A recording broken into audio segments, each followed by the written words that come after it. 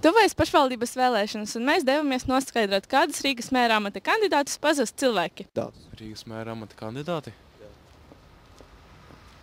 Tagad ir vēlēšanas, ja? Jā. Es īsti nezinu.